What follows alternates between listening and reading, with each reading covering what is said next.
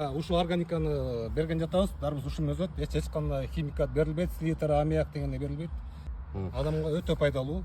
Бул А1 деген. Бул болсо Грохус, билесиңер, мен муну дагы жарнама кылып келатам. Ушул экөөнү азыр мына тетиги жүрүп шакчакка баспайлыкпы.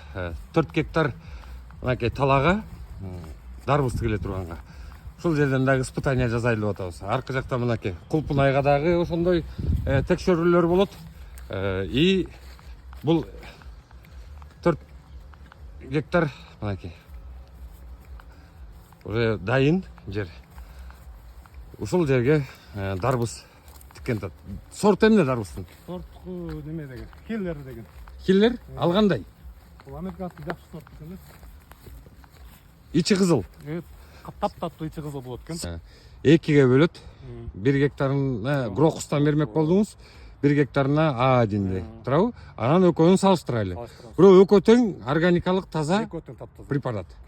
Өз колуңуз менен бир да химия сеппейсиз. Араларын өзүңүз отоп, бүт барын бир химия берилбей туруп, только тетигил эме менен, Бышканда нитраттан немесин алабыз, заключение алып туруп, лабораториядан аны алабыз да. Анткени жегенде эле билинип калат, булчу баары ал элди ала албайсың. Туугандар, мынакей, эми таптаза органикалык дарбыз ала баштайсың. Качан? Бышканда 2,5 айда бышат. Апрель эсептеп эле кол. Май, июлдун аягы болуп калат дагы. Буйса. Сонун ошол жерден алгыла мынакей. Буйрутмада берип турасыңар эми туугандар. Да, чыгарабыз. Ошол эле кезекте ушул жердеги дарбызды жей турган болсоңуздар, жанагы почкалары ооруган, бөйрөк ооруган, колуну айыктыра турган дарбыз өстүрүп беребиз.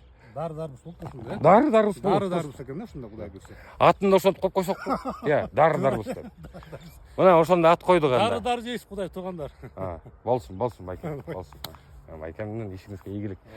Биздин ишибиз жүрсө, туугандар, силердин ден соолугуңар чын болот. Кыздын кулунубуз да бизден өзүбүздүн элибизге кантип эле бир мындай ууну, кантип эле бир мындай зыян нерсени сунуштайлы. Эң башкысы ушул жерден дарбыздар чыгып калса, дарбыздар.